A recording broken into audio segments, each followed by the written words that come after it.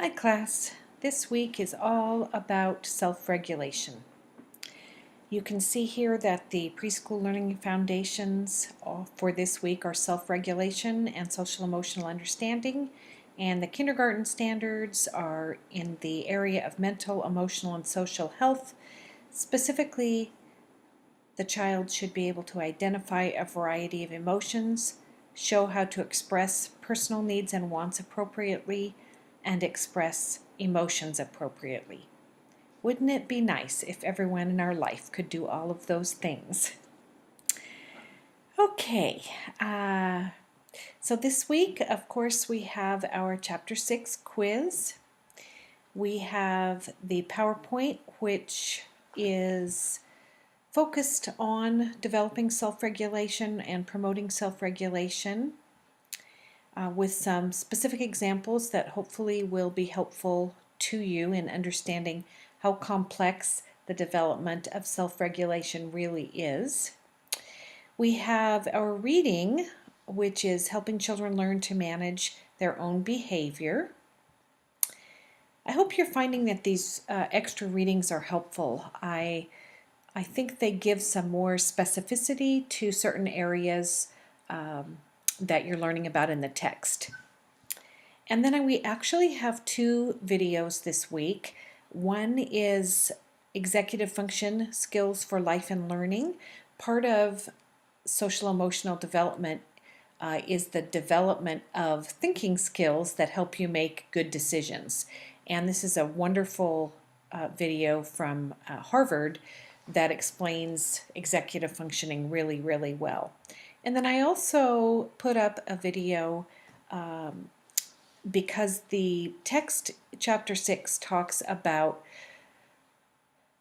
Dan Siegel's hand model of the brain, and I read that section several times, and I've seen this demonstrated many times over the years by several people, and I decided that it might be helpful to actually have Dan Siegel himself, thank goodness for YouTube, explain a little bit more in detail what the text is talking about.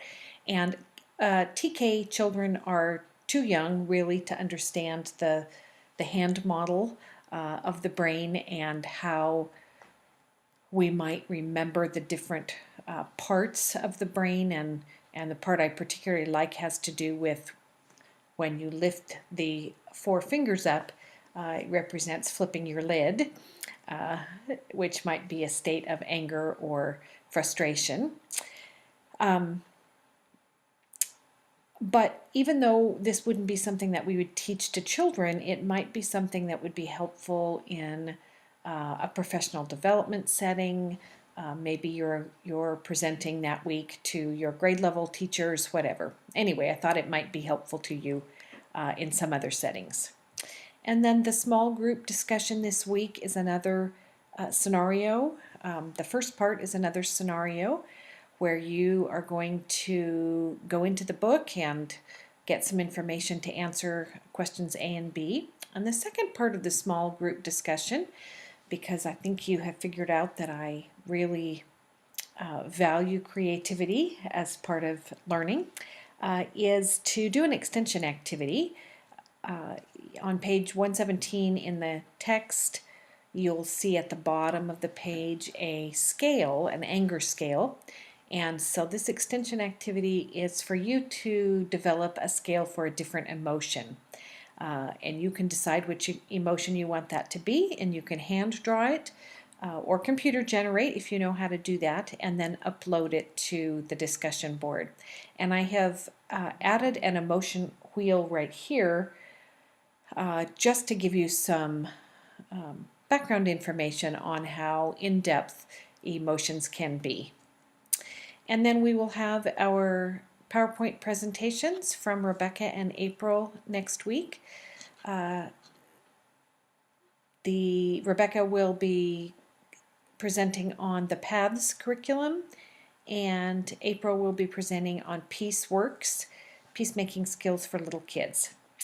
So I hope you have a great week. Please let me know if you have any questions. Thanks so much.